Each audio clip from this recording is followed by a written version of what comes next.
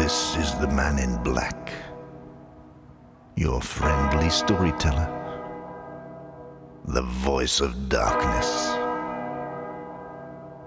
It is very nearly midnight, the witching hour. There is an eerie stillness in the air, an odd sense of foreboding, a strange and dreadful feeling of imminent danger, and an atmosphere of converging terror with the unmistaken certainty of approaching malevolence. A malignant evil.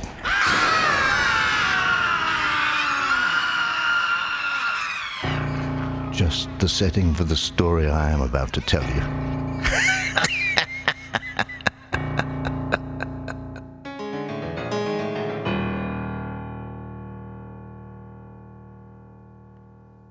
This is the story of a man called Ichabod Crane and his unfortunate encounter with the Headless Horseman of Sleepy Hollow.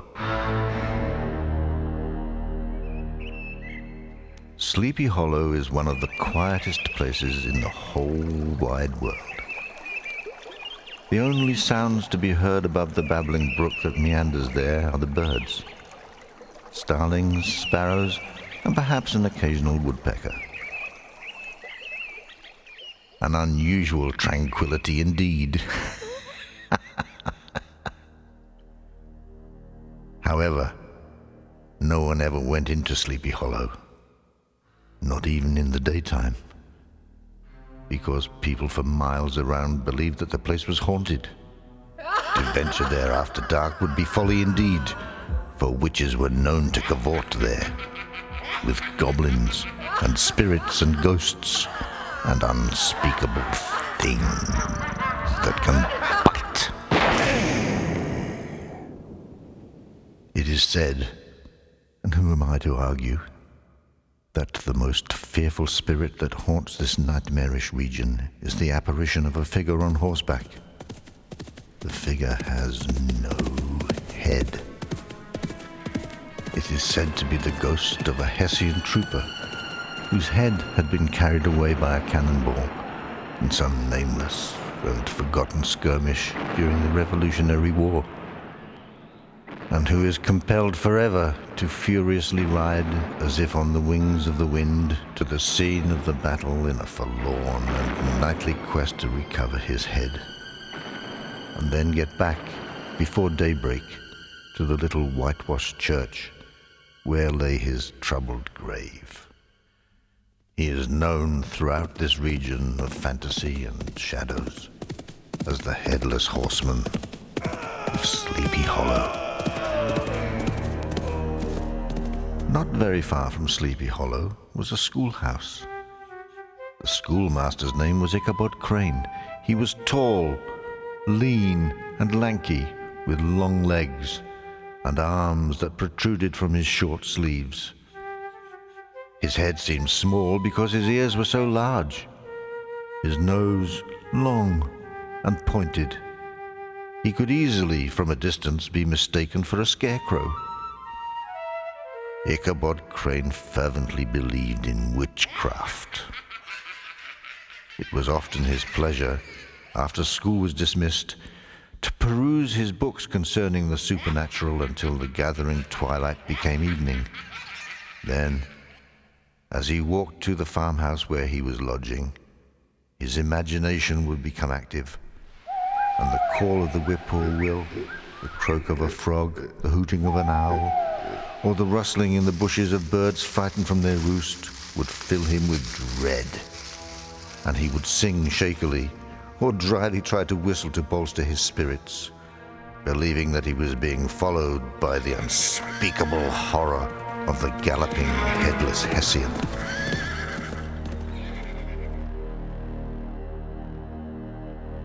Catharina van Tassel was the daughter and only child of a wealthy local Dutch farmer. She was an attractive young lady of 18 years, plump as a partridge and as rosy-cheeked as one of her father's peaches. Ichabod was enraptured and found her almost as desirable as her father's considerable wealth. He had serious thoughts of marriage Unfortunately for Ichabod, he was not the only contender for Katerina's hand. She had many admirers.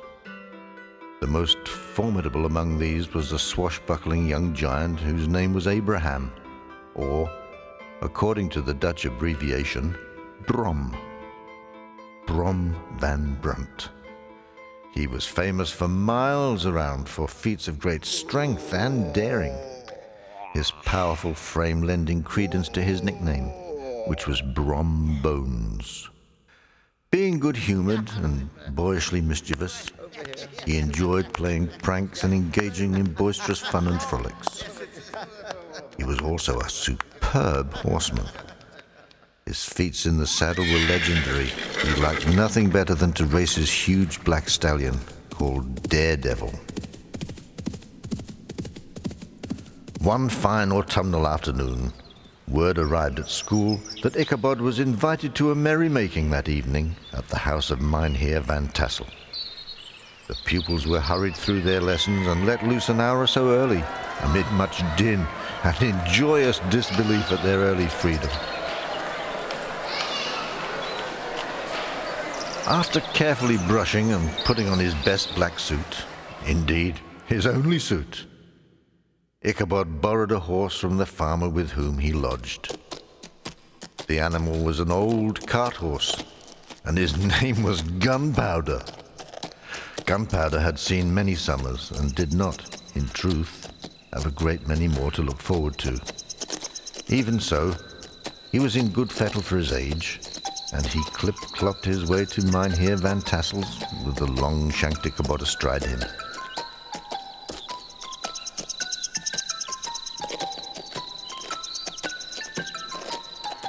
It was towards evening when Ichabod arrived at the home of Van Tassel. The sun was sinking and the party was just starting. Everyone was there, including Brom Bones.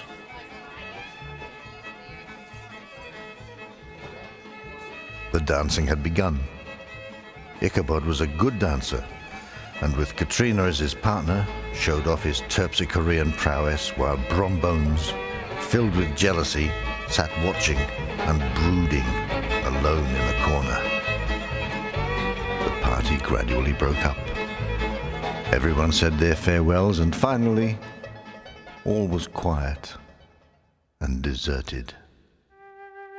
Only Ichabod lingered along, but eventually left for home, crestfallen, and with an air of despondency, which suggested that he had been rejected by the fair Katrina.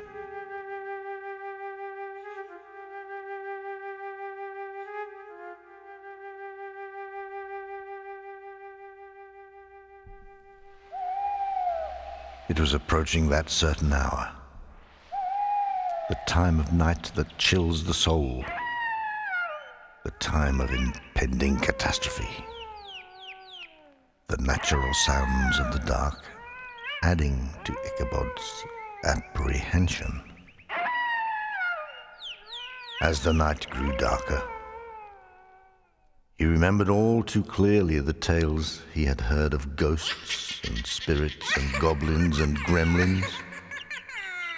And as the clouds drifted across the face of the moon, the shadows became longer and deeper, and he felt alone and afraid. He was now in Sleepy Hollow, and he could almost taste the impending malevolence. There, before him, was the hanging tree, gnarled and twisted, casting grotesque shadows and shapes, as if pointing to the very essence of purgatory. Ichabod tried to whistle a tune to himself, but his pursed, dry lips produced no sound. He thought he heard his name being whispered all around him. Then a sudden groan from the tree made his flesh creep with stark terror. But it was only two large branches rowing together in the rising wind. Wasn't it? A little way from the hanging tree was a small stream, its bubbling percolation sounding like a witch's cauldron. Some rough-hewn logs placed side by side served for a bridge over the stream, and as Ichabod started to cross, he heard a noise which made his heart pound heavily in his chest. His breathing became shallow and quicker, and his hair stood on end. Then, in the murky shadows, he saw a hideous, towering, shapeless thing. Remembered tales of goblins, trolls and spectres and banshees flooded into his mind, and with the cold sweat of terror on him and shaking with uncontrollable fear, he managed to croak, "Who are you?" No response. "What do you want?" The only reply came from the wind in the trees and a distant, lonely owl. Gunpowder began to move when suddenly the thing jumped into the middle of the path. With sinister head tossing and nostrils distended and snorting, the ghoulish apparition now took on the shape of a monstrous black horse, carrying a rider with a flowing cape which was blowing high in the wind. The updraft in the cloak gave the impression that the horse had enormous flapping wings, and it was following old Gunpowder at an equal pace, but keeping some distance between them. Ichabod soon went quicker in an effort to get away, but the stranger quickened too. Ichabod slowed down. The other did the same. His heart sank, and he was now anticipating a fearful death. Or worse. Rising ground brought the nightmare apparition into high relief. Ichabod was horrified to see that the horseman was headless. The head was being carried underneath his arm, and it glowed over all with a ghostly, pulsating iridescence, and the eyes flickered and flashed and spat sparks. Spurring Gunpowder on with kicks and blows, Ichabod tried to escape, but in vain. His every move shadowed. They galloped along the road and through a sandy hollow lined with trees and bushes. Then over the bridge which leads to the little whitewashed church, wherein lies the forgotten grave of the headless Hessian soldier. About halfway through the hollow, and probably due to the rough ride, the girths holding the saddle gave way, and to his horror he felt the whole thing slip from under him. Still galloping, and in a blind panic, he tried to save himself by grasping old Gunpowder around the neck. Jarred, jolted and jostled, he was hanging on for dear life, hoping to get across the approaching bridge to the church, where he hoped he might gain sanctuary. He finally reached the bridge and thundered across to the other side. Glancing back, he saw his tormentor rise in his stirrups and hurl the fiery head. It hit him hard on the temple. He fainted and fell heavily to the ground.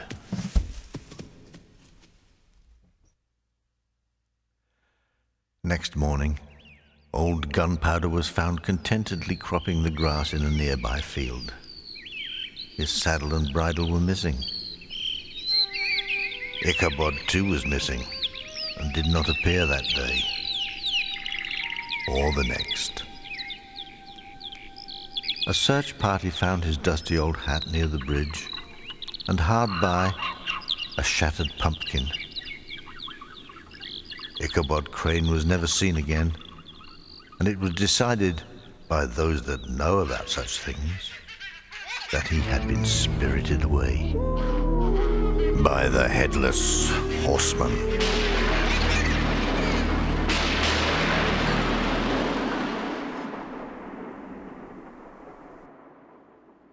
Brom Jones, now without rivals, eventually married the fair Katrina. But people still remember Ichabod Crane and wonder about his fate. They wonder, too, why Brom Van Brunt always laughs at the very mention of pumpkins. Why is that, I wonder? What do you think?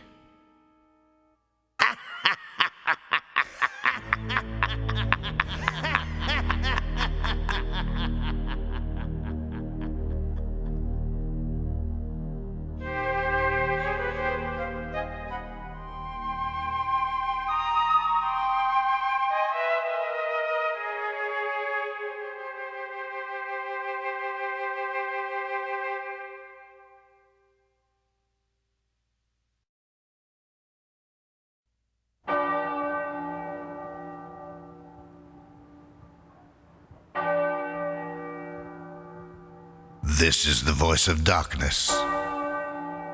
Tonight is Halloween. All Hallows Eve. I speak to you from a small town in Massachusetts called Salem. It was near here, on this very night, over 300 years ago, in the year 1653, that Cyrus Alucard was born. And it was on this very night in the year 1693 that he met his grisly and fearsome end.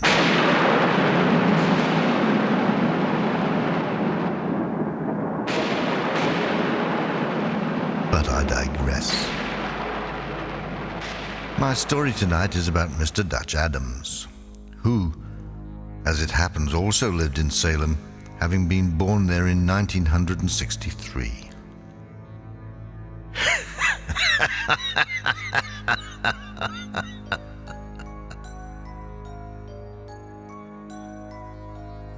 Now, Dutch loved to gamble. He would bet on anything.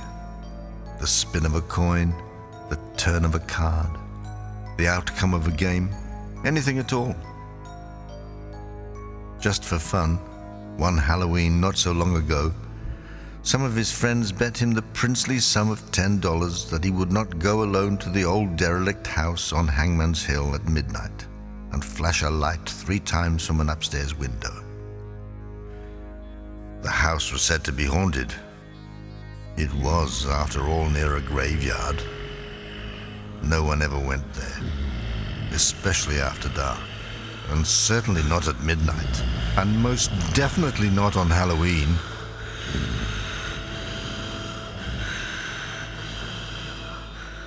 Dutch had accepted the challenge, but felt strangely apprehensive as the time grew nearer and nearer to midnight.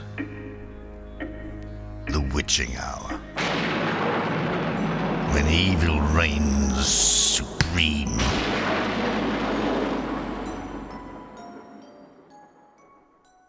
Maybe this was not such a good idea, Dutch thought, as he finally managed to open the rusty old cemetery gates.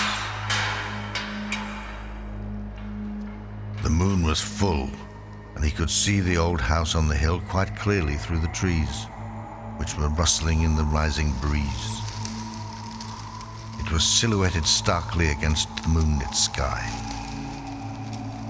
He picked his way carefully along the overgrown path, the branches, bushes, and brambles catching in his clothes, so that he found it easier to make his way off the path and through the gravestones. His flashlight highlighting names and epitaphs of the long dead. He was wondering if the $10 bet was worth all the stress and discomfort he was experiencing when he stumbled and fell across a half-submerged old headstone. As he picked himself up, His flashlight illuminated the weather-worn inscription. Cyrus Alucard, born 1653, hanged 1693. Dutch froze where he stood, and his heart beat faster as the village clock in the distance chimed. It was midnight. The moon dimmed behind a cloud, and the light breeze grew stronger. Suddenly he heard a voice whispering in the wind. Was it his imagination? Or something sinister? Was it the whistling of the wind? The rustling of the trees? Or was it a lost soul? A pitiful spirit? A call from the underworld? From hell?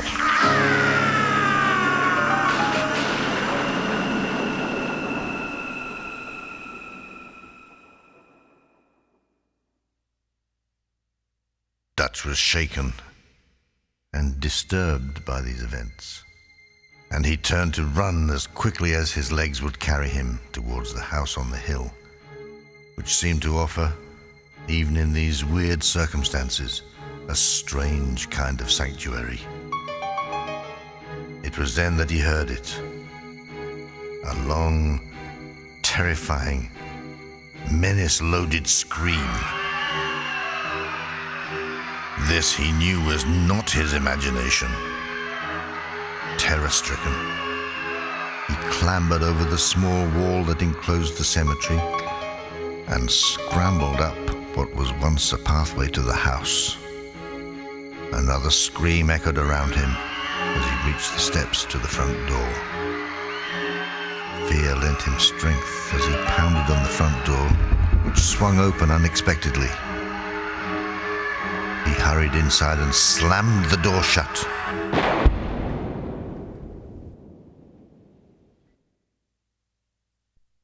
There was an ominous silence.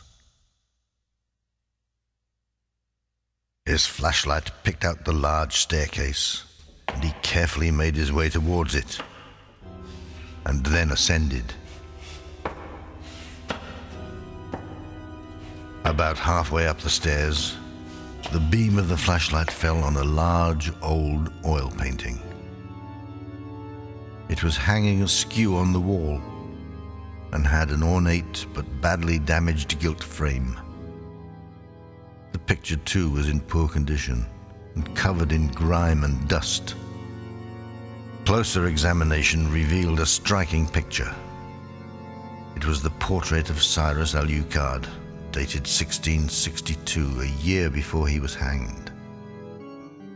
And sitting beside him in the picture, as though on guard, a black panther, with a spike-studded collar protecting its throat.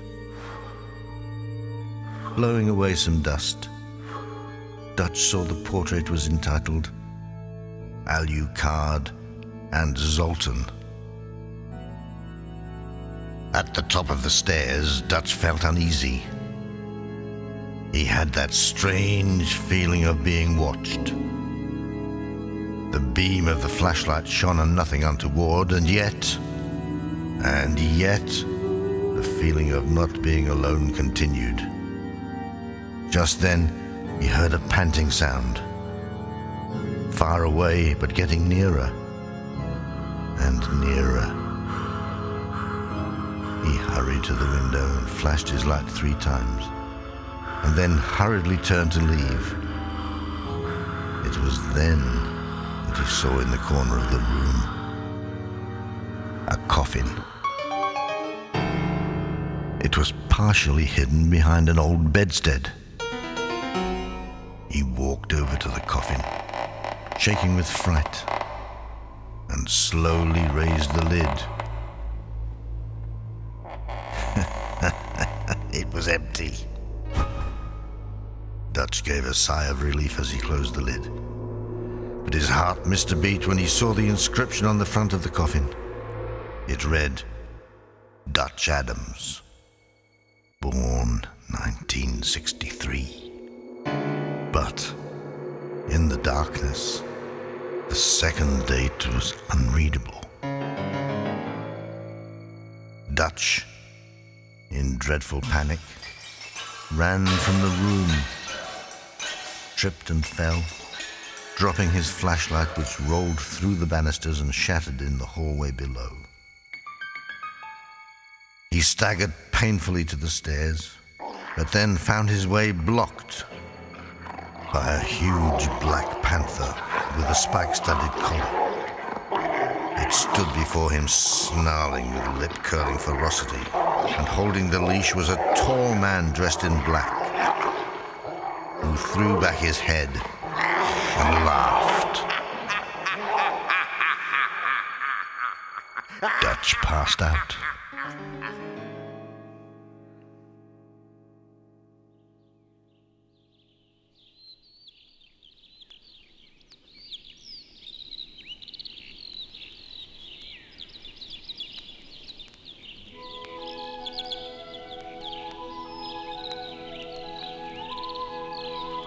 Next morning, Dutch woke to the sound of the birds, the dawning of a new day. He was relieved to find himself in his own bed, in his own familiar surroundings. What a bad nightmare he had had. Or so he thought. He did not notice the 2 telltale puncture marks on his neck. And he certainly had not realized that the name Alucard was Dracula, spelt backwards.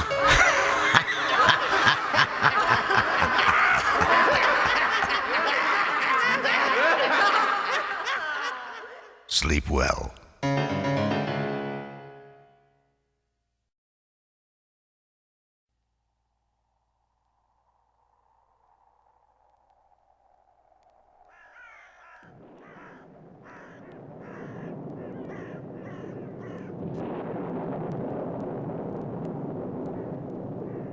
The sun is setting, and it's growing dark.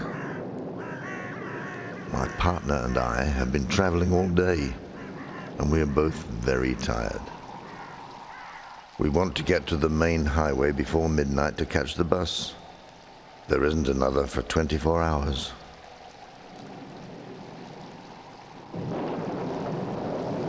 We have not got far to go, but a storm is brewing, and it seems likely that we are going to get very cold and very wet, as there is no shelter on the highway, and midnight is some hours away.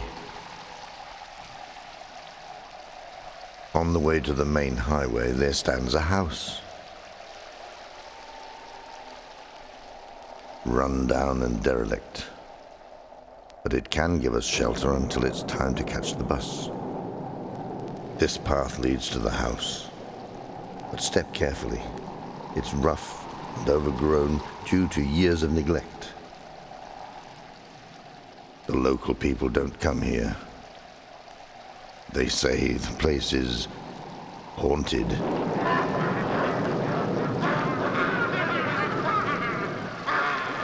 But I, for one, don't believe in ghosts. Do you? Here we are at the front gate. Up the path to the front door. No one at home. Let's go in out of the rain.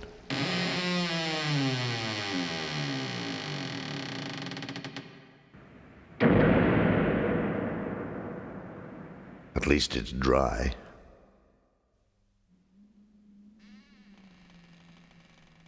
Let's look around. Thank goodness we have a flashlight.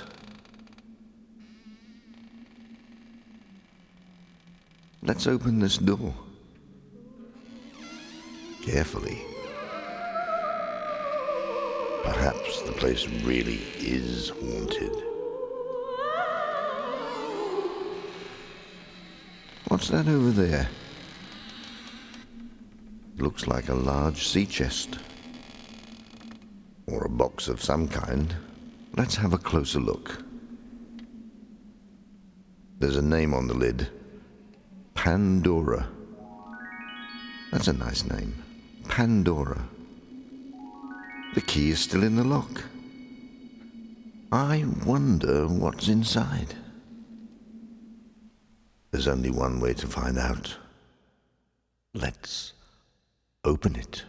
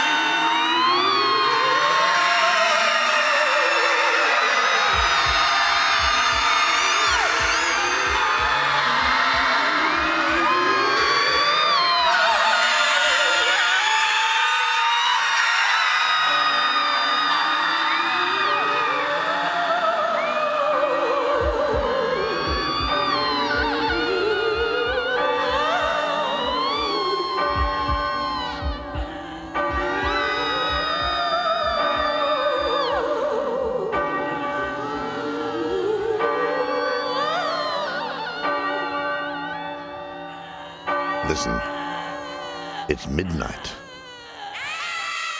We'll miss the bus. Let's run. Let's run!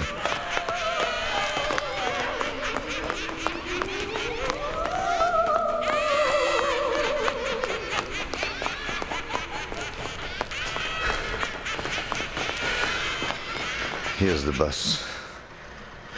It looks like an old one. Let's get on.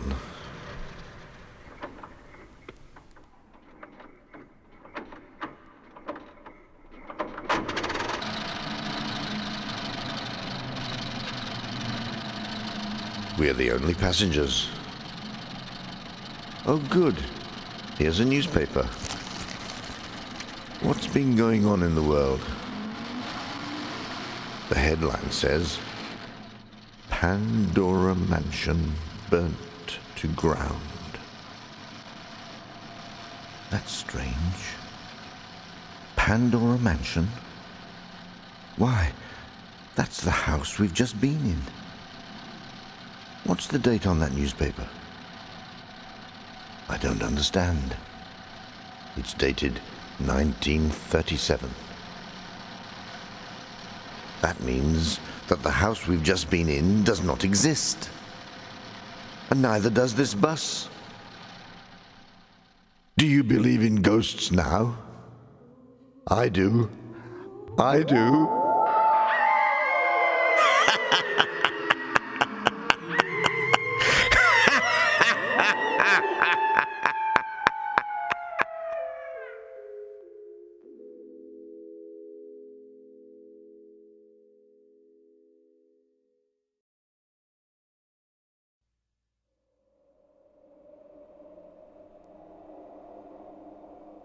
Dare you walk into the shadows of yesterday, where strange shapes and figures lurk, where there is no day, only the perpetual, unceasing night, where the souls of the dead still walk, and tormented spirits cry in eternal lamentation, and the undead search in vain for the path to salvation or oblivion. Dare you walk there?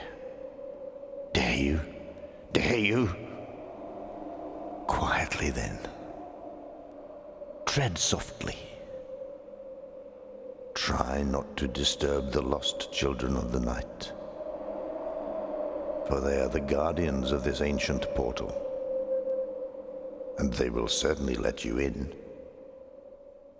But letting you out may be a problem indeed, as this is one of the 7 gates of hell. Follow me then, my foolhardy friends. Follow me to where the daughters of darkness practice their unholy craft, to where curses and spells are cast, and deadly potions brewed and administered at the sacrificial altar of witchcraft. For tonight is the night of goblins, banshees, ghosts and demons.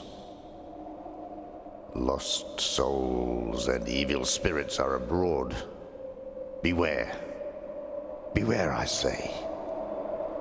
It is Black Sabbath. Not much further now.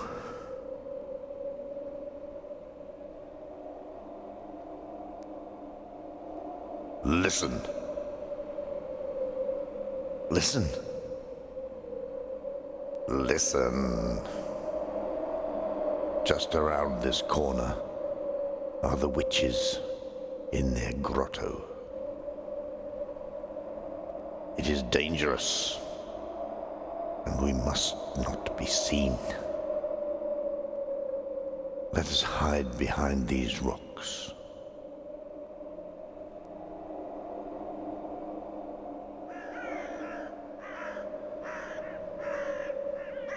Look. The witch on the left, the one stirring the pot, is none other than the chief witch herself.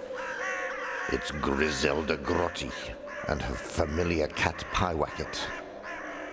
It is said that they are in league with the devil.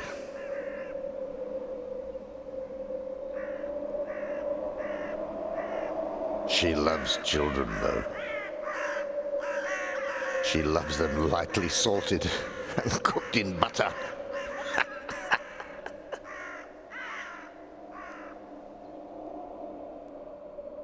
The witch on the right, the one with the spoon tasting the brew, is Griselda's sister, Mildew Greedyguts. Her familiar is called Catweasel, and they both have some distinctly nasty habits. Mildew is an animal lover and adores spiders. The bigger, the better. She is also fond of humans, especially when roasted over an open fire and garnished with toadstool dip.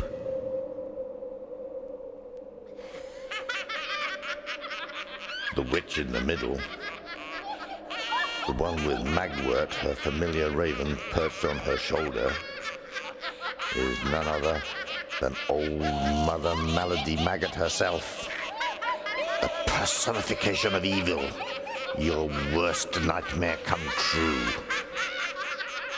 She cares for the sick and suffering by sending them a bottle of her latest potion, together with a get worse soon card. Be careful now. Don't make a noise. Don't talk. Don't cough or sneeze, because I think they're starting their incantations.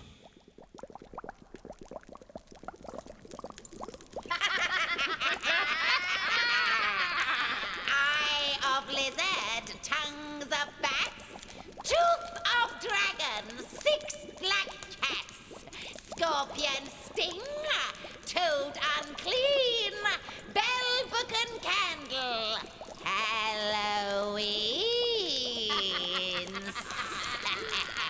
Rats and cats and rabbits' tails, bats in the belfry, rusty nails. Thunderbolt makes the spell complete. Ghosts and goblins, trick or treat.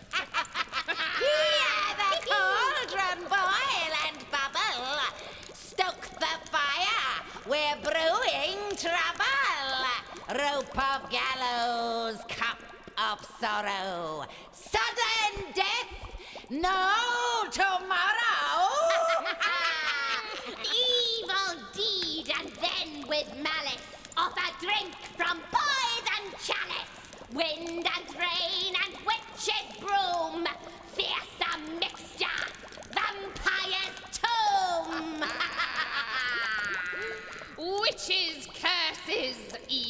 eye. Potent mixtures darken sky. Death's head skull, nest of weevil. Deadly nightshade, evil, evil!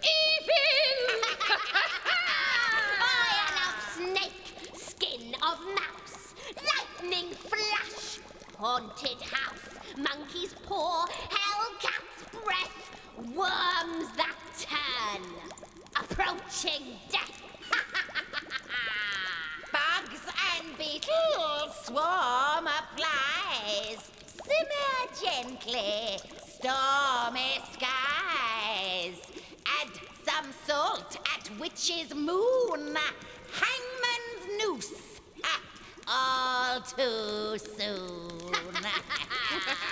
Dark clouds gather, blackened sky, witch's moon, hurricane's eye, cloudburst, hailstorm, swollen river, whirlwind tempest, ice cold shiver.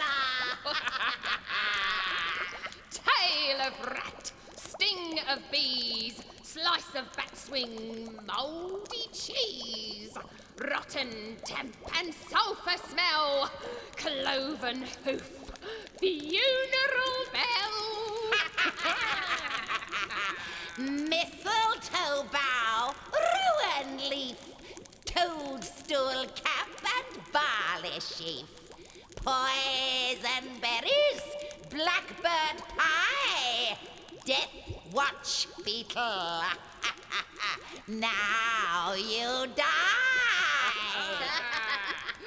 Skeleton bones that rattle and shake, blood runs cold, legs that quake, grisly sights, awful smell, snarling lips, hounds of hell.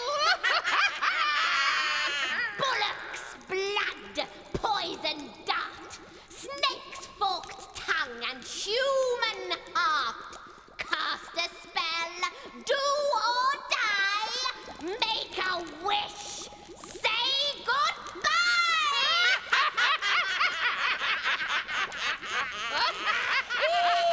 I think we've seen enough. Let us leave. Quietly.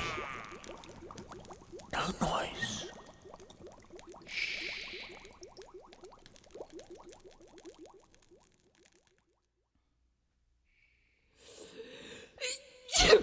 What was that?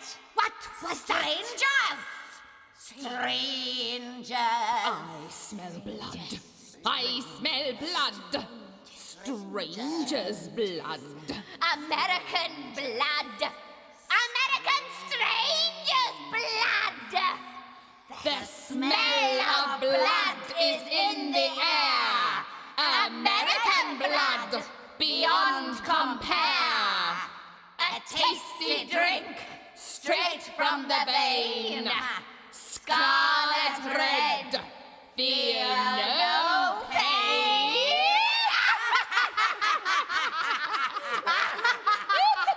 Run! Run for your lives!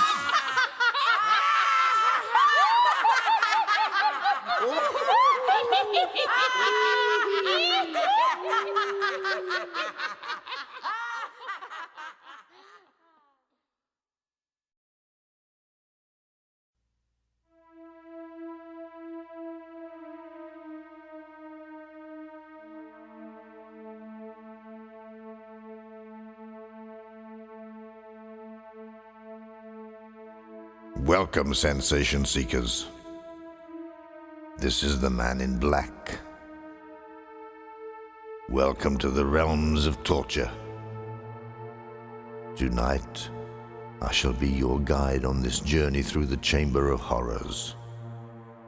The Black Museum, where the bravest of the brave recoil in terror as they are slowly inched to death upon the rack, until they confess to the hideous crimes that they have, or have not, committed.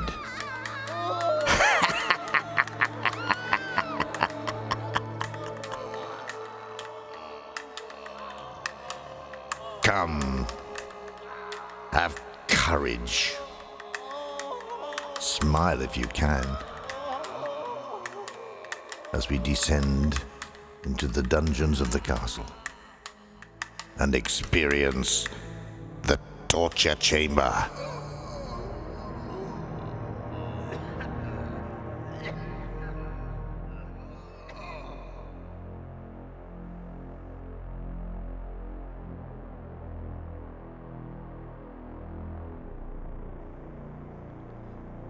Here we are in the corridor known as Dead Man's Walk, where bloodied and broken men are taken for their last dance. Unfortunately for them, it's on the scaffold, at the end of a rope.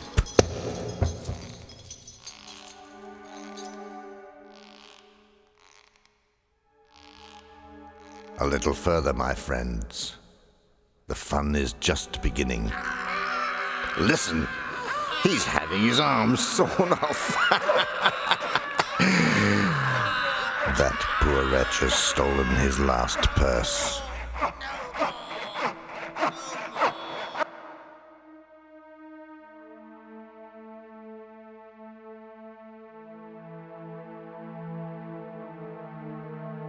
Now we are entering the room of eternal damnation, in which there is no escape. The Chinese water torture drives these poor wretches insane, and branded with the mark of Lucifer, and left to wander the cold, dark corridors of the underworld.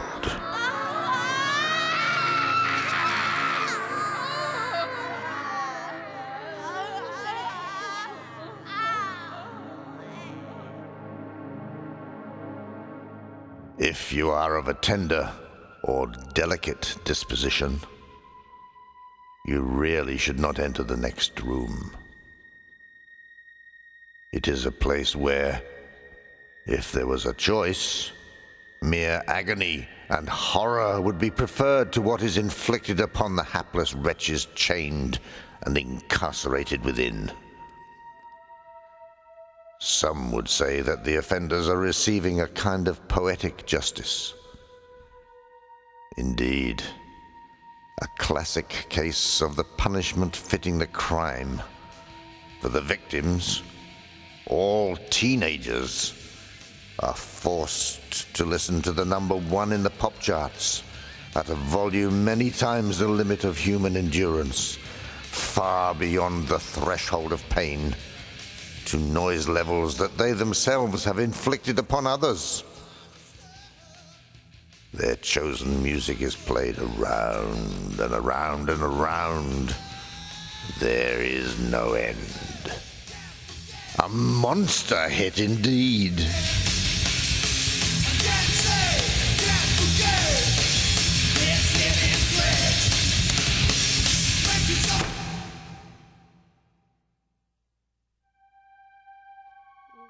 This next room is said to be haunted. Many years have passed since my very good friend, Matthew Hopkin, the Witchfinder General, obtained confessions from 3 witches. They were caught in their coven brewing a most hideous potion.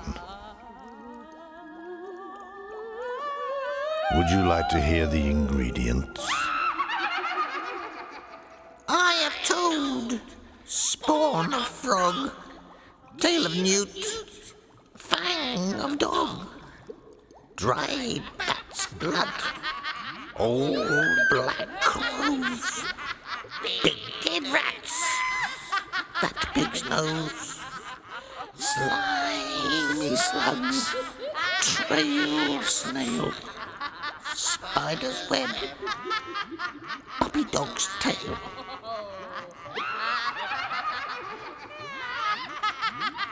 Boil and bubble, simmering dish, stir with malice, make a wish.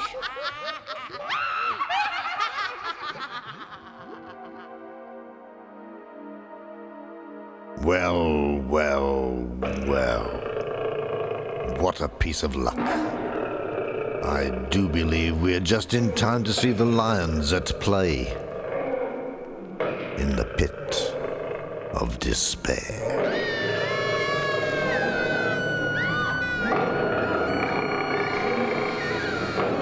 Only a few victims today. We must be running short of volunteers.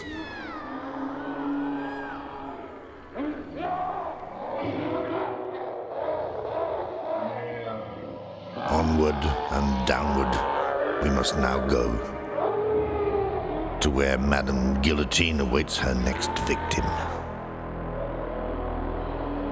Let's open this door. We have to go through the crypt to reach our next destination. An appointment with fear. Just down this passage, and here we are. My favorite haunt.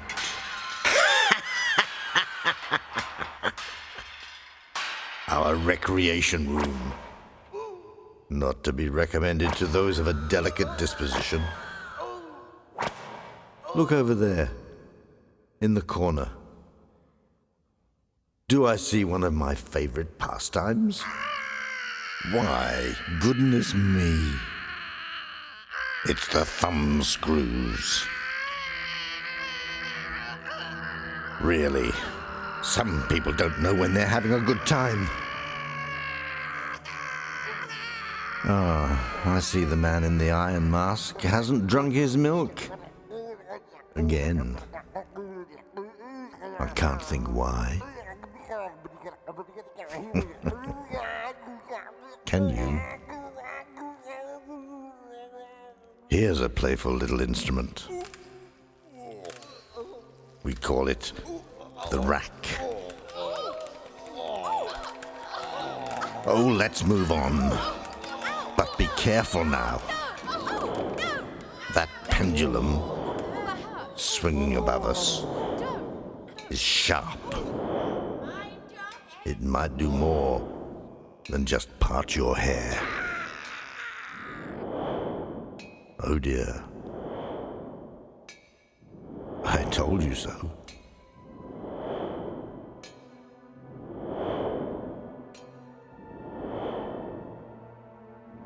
Well, we seem to have come to the end of our little tour. So make your way down the steps and out through Traitor's Gate, where the tall gentleman dressed in black and holding a scythe will row you back across the river. No, I don't know his name, but I've heard it said he likes to be called the Grim Reaper. This is the voice of darkness. Sleep well, till we meet again.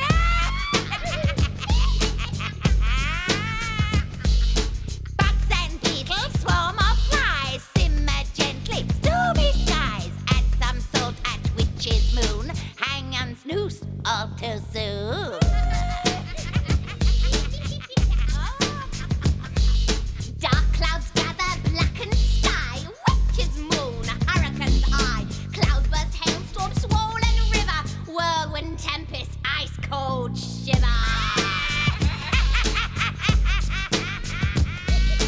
Tail of rat, sting of bees, slice of fat swing, mouldy cheese, rotten, damp and sulphur smell, cloven hoof, funeral bell. Mistletoe bough, rowan leaf, toadstool cap and barley sheaf, poison berries, blackbird pie, dead watch beetle, now you die.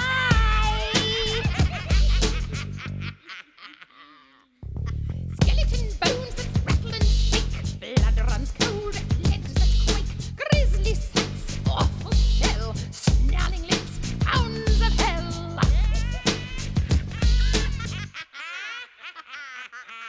Bullocks, blood, and poison dart, snakes, forked tongue, and human heart. Cast a spell, do or die, make a wish, say goodbye!